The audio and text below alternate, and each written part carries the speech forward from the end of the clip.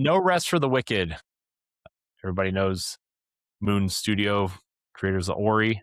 Their new game has finally been confirmed, coming out in October for PlayStation 5 and Switch 2.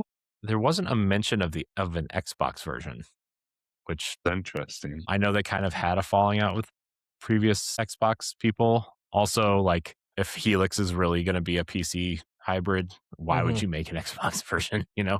But No Rest for the Wicked is officially coming to Switch 2 after years of teases. Fans finally have confirmation that No Rest for the Wicked is coming to Switch 2.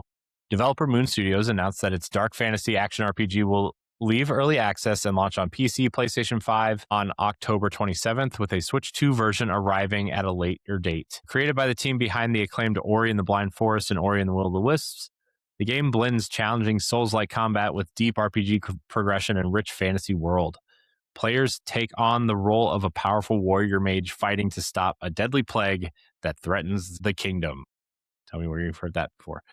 The full 1.0 release will add more than 60 hours of new content, including new regions, the conclusion to the main story, complete multiplayer support, and many additional features. Switch 2 owners will have to wait a little longer for a release date. The long-running speculation is finally over. I'm guessing they'll show it off in the whatever the Nintendo Direct is. Nintendo always has to, direct their own narrative, and this kind of feels like it's going to show up in a Direct at some point. But I don't know. I think this game looks cool. It was cool when they announced it.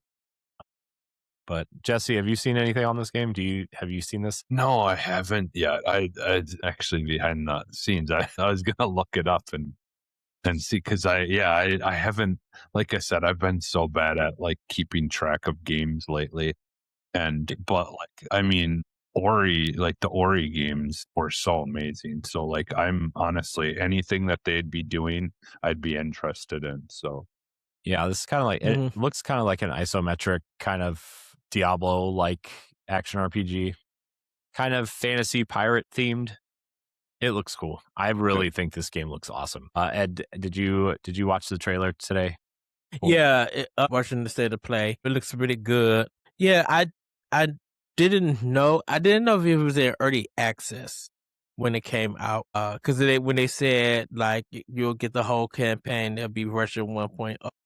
I didn't know that they were even planning it bringing it to console, because this is their first kind of like early access game that I know of. So it looks really good, look really fun. It's 4-player co-op. I think a lot of people are going to jump in and play it. I think it'll probably show up in the Indie World Presents in a sense, because I think Moon Studios is still an indie company at this time.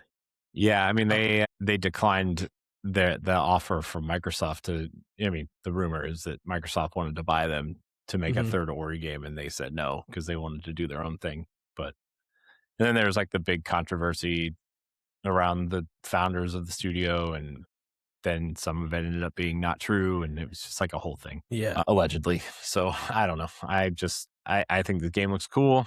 A lot of people worked really hard on it, and I will be playing it. I feel like it's going to be one of a Dead Cells, Hades kind of things. Like it comes to Nintendo Switch too, and there's going to be more eyes on it, so that's going to help it in sales, with good sales. Yeah, I'm feeling a lot of Diablo energy from this, especially a Switch version.